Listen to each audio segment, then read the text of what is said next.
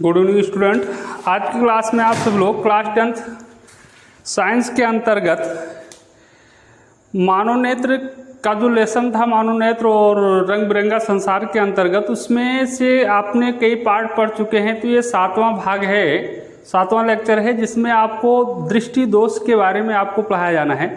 इससे पहले आप सभी लोग मानवनेत्र का सचित्र वर्णन, दृष्टि दोष और अपवर्तन के आधार पर दृष्टि दोष 3 प्रकार के होते थे, निकट दृष्टि दोष, दूर दृष्टि दोष और वो जरा दूरदर्शिता के बारे में आप लोग पढ़ चुके हैं।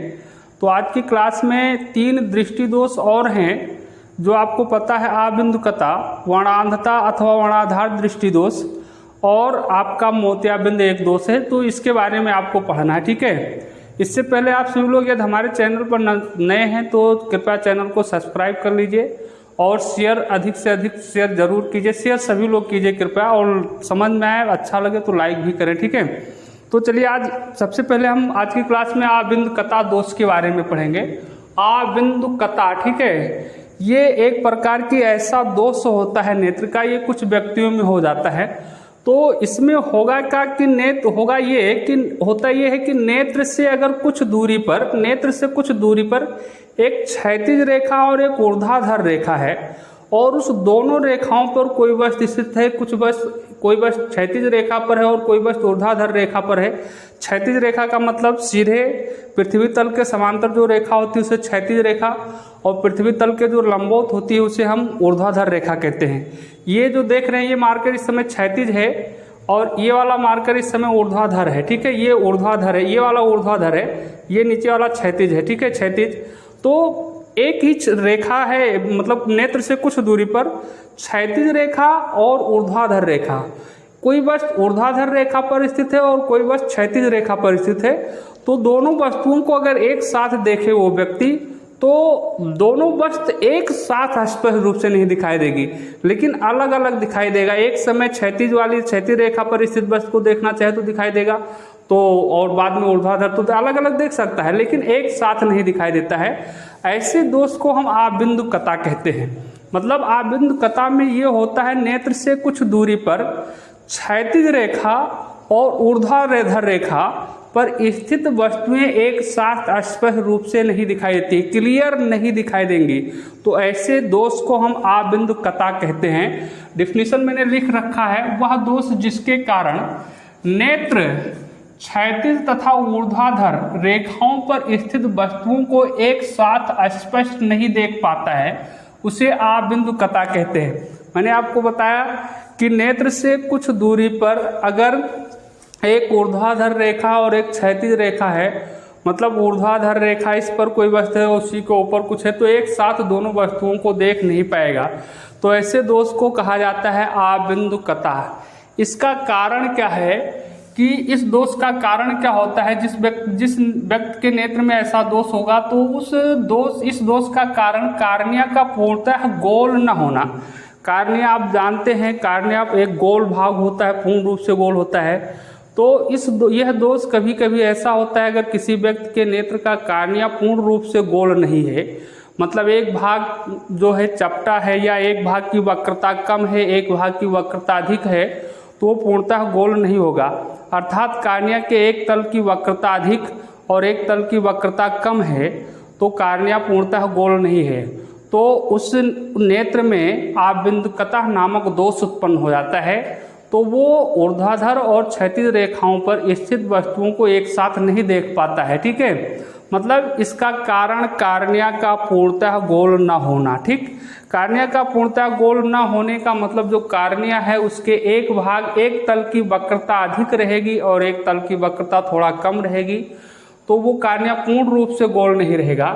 जैसे ये पूर्ण रूप से गोल है ऐसा, अब ये पूर्ण रूप से गोल नहीं बना, इस देख लीजिए ऐसे पूर्ण गोला कंप्लीट है। ये मान लेते हैं ये ऐसे है, ये आपका पूर्ण रूप से हर जगह पर गोल है, लेकिन ये वाला इधर देखो ऐसा है, ये फिर ये ऐसा गोल नहीं है। तो इस प्रकार के जो कार्निया होते हैं वो पूर्ण रूप से गोल नहीं होते हैं।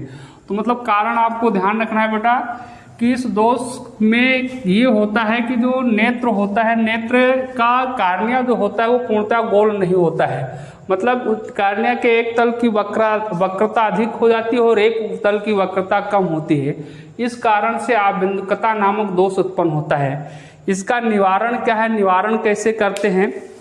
तो निवारण इसका होता है कि अगर किसी जो व्यक्ति उससे आबिंदुकता रोग से पीड़ित है, उस व्यक्ति के इस चश्मे में सामान्यतः बेलनाकार लेंस का उपयोग किया जाता है। मतलब किस लेंस का उपयोग करते हैं? बेलनाकार लेंस का। जो चश्मा लगाया जाएगा उस चश्मे में हम बेलनाकार लेंस का उपयोग करके उस दोष को दूर कर सकते हैं।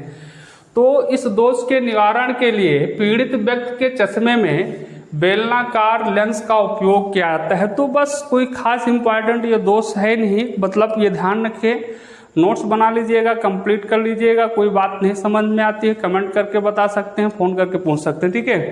तो आप एक बार और देख लीजिए, आबिंदुकता दोष होता है क्या है? मतलब यह एक ऐसा दोष है जिसके कारण नेत्र से कुछ दूरी पर ऊर्ध्वाधर और क्षैतिज रेखाओं पर एक साथ स्थित वस्तुएं स्पष्ट रूप से नहीं दिखाई देंगी। एक साथ नहीं दिखाई देंगी, अलग अलग समय पर उन्हें देख सकते हो। पहले ऊर्ध्वाधर वाला देख लो, फिर क्षैतिज वाला देख लो, या पहले क्षैतिज देख लो, ऊर्ध्वाधर पर रखी वस्तु को देख सकते हो। लेकिन अगर आप एक साथ देखने का प्रयास करेंगे तो एक साथ नहीं दिखाई देती है। तो उस नेत्र में कौन सा दृष्टि दोष होगा? आबिंदुकता नामक दोष होता है, ठीक है। और इसका कारण आप देखें कि अगर किसी व्यक्ति का कार्निया पूर्ण रूप से गोल नहीं है, पूर्णतः गोल नहीं है, तो उस व्यक्ति के नेत्र में आबिंदुकता नामक दोष उत्पन्न हो जाता है, ठीक है। मतलब इस दोष का कारण कार्निया का पूर्णतः गोल ना होना है, कार्निया का पूर्णतः गोल ना होना है। और निवारण में आपने देखा, निवारण या संशोधन या समायोजन या निराकरण कुछ भी कह सकते हैं। तो अगर किसी व्यक्ति के नेत्र में आबिंदुकता दोष उत्पन्न हो गया है तो उसके निवारण के लिए उस व्यक्ति को चश्मा लगाना होगा और उस चश्मे में बेलनाकार लेंस का उपयोग किया जाएगा। किस लेंस का? बेलनाकार लेंस का उपयोग किया जाता है। तो ये था आज का आपका आबिंदुकता। दूसरा दोष आपका है बेटा वर्णांधता। वर्णांधता एक दोष है, इसको मैं डाल दे तब लिखे। ये कंप्लीट कर लीजिएगा बेटा आप लोग।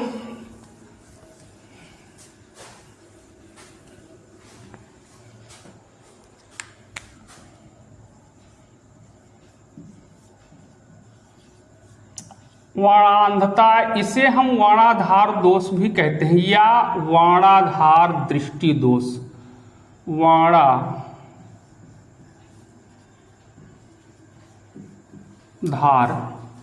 ठीक, वर्णांधता या वर्णाधार दृष्टि दोष। ये दोष कैसा होता है? तो वर्ण मतलब होता है रंग, ठीक है। दृष्टि दोष लिख सकते हो, कलर ब्लाइंडनेस भी बोलते हैं, कलर विजन भी से बोलते हैं, कलर ब्लाइंडनेस दृष्टि दोष।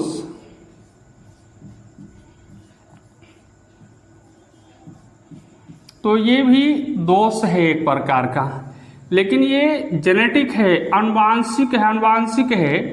ये अगर ये दोष ऐसा होता है, अगर किसी के माता पिता में ये दोष है तो उसके बच्चों में ये दोष जरूर पाया जाएगा, ठीक है। मतलब अनुवांशिक है, ठीक है। और इस दोष में होता क्या है कि जिस व्यक्ति के नेत्र में वर्णाधार या वर्णांधता दृष्टि दोष है तो उस व्यक्ति को कोई भी वस्तु देखने में कोई परेशानी नहीं होगी। वो वस्तु क्लियर देखेगा, स्पष्ट रूप से दिखाई देगा उस वस्तु को, वो प्रत्येक वस्तु को स्पष्ट रूप से देगा, बिल्कुल क्लियर देखेगा। लेकिन होगा क्या, वो व्यक्ति कुछ विशेष रंगों की पहचान नहीं कर पाएगा। सभी रंग की पहचान कर लेगा, उन्हीं में से कुछ विशेष रंगों की पहचान नहीं कर सकता है, ठीक है। मतलब वर्णाधार दृष्टि दोष में व्यक्ति को वस्तुएं स्पष्ट रूप से दिखाई देती हैं, सभी वस्तुएं स्पष्ट रूप से दिखाई देती हैं, लेकिन वह कुछ रंगों की पहचान नहीं कर पाता है। कुछ ऐसे रंग होते हैं जिनको पहचान नहीं कर पाएगा। अलग अलग व्यक्तियों में अलग अलग दोष होगा, ठीक। मतलब अब आप इससे पहले आप सब लोग पढ़ चुके हैं कि मानव नेत्र जो होता है उसकी जो रेटिना होती है, मतलब दृष्टि तंत्रिकाएं जो होती हैं, उसमें दो प्रकार की सेलें पाई जाती हैं, दो प्रकार की कोशिका पाई जाती है। एक शंक्वाकार शल होता है और एक दंडाकार शल होता है। तो शंक्वाकार शल जो होता है वो रंगों का आभास कराता है, ठीक है, मतलब रंग का, किसी वस्तु के रंग का ज्ञान आप शंक्वाकार शलों के द्वारा होता है। और दंडाकार जो शैलें होती हैं वो प्रकाश की तीव्रता का आभास कराती हैं, मतलब प्रकाश के वस्तु के आकृति का ज्ञान कराती हैं, आकार का ज्ञान कराती हैं। तो अगर वर्णांधता दृष्टि दोष है तो इसका मतलब शंक्वाकार शल में कुछ कमी है। मतलब कभी कभी ऐसा होता है कुछ व्यक्तियों के नेत्रों में शंक्वाकार शलों की कमी हो जाती है। तो शंक्वाकार शलों की जब कमी हो जाती है तो उस व्यक्ति को स्पष्ट रूप से वस्तुएं दिखाई देती हैं, लेकिन रंगों का पहचान वो नहीं कर पाता। कुछ विशेष रंगों का, विभिन्न रंगों का पहचान नहीं कर पाता है। वो ये नहीं बता पाएगा कि कौन सा रंग नीला है, नीले रंग का है, काले रंग का है, लाल रंग का है। तो ऐसा भी नहीं होता है कि सभी रंगों की पहचान न कर पाएँ, कुछ विभिन्न रंगों की पहचान नहीं कर पाएंगे, ठीक है। तो पहले इस दृष्टि दोष का परिभाषा लिख लीजिए, मैं बोल देता हूँ, उसके बाद समझिए। तो लिखिए, वह दृष्टि, वह दोष, या ऐसा लिख दो, इस दोष में मनुष्य को सभी वस्तुएं स्पष्ट रूप से दिखाई देती हैं। इस दोष में मनुष्य को सभी वस्तुएं स्पष्ट रूप से दिखाई देती हैं, परंतु ये विभिन्न रंगों में भेद नहीं कर पाते हैं। इसे वर्णांधता या वर्णाधार दृष्टि दोष कहते हैं। तो वर्णांधता में आपने देखिए वर्णांधता क्या देखा, मतलब ये एक प्रकार का ऐसा दोष है बेटा कि जिसमें व्यक्ति को सारी वस्तुएं, सभी वस्तुएं बिल्कुल क्लियर, बिल्कुल स्पष्ट रूप से दिखाई देंगी, साफ साफ दिखाई देंगी। आप देखकर ये बताओगे ये वस्तु फला है, ये वस्तु फला है, ये वस्तु है, लेकिन आपको होगा क्या, उस व्यक्ति को होगा क्या, वो कुछ विभिन्न रंगों की पहचान नहीं कर पाएगा, किस कलर का है। सभी रंगों की पहचान कर उसमें से कुछ रंग का पहचान नहीं कर पाएगा। तो उसे हम क्या कहते हैं, वर्णाधार दृष्टि दोष। और इसका कारण क्या है, कारण में लिख लीजिएगा, इस दोष का कारण मनुष्य की नेत्र में शंक्वाकार कोशिकाओं, इस दोष का कारण मनुष्य के नेत्र में शंक्वाकार कोशिकाओं की कमी होता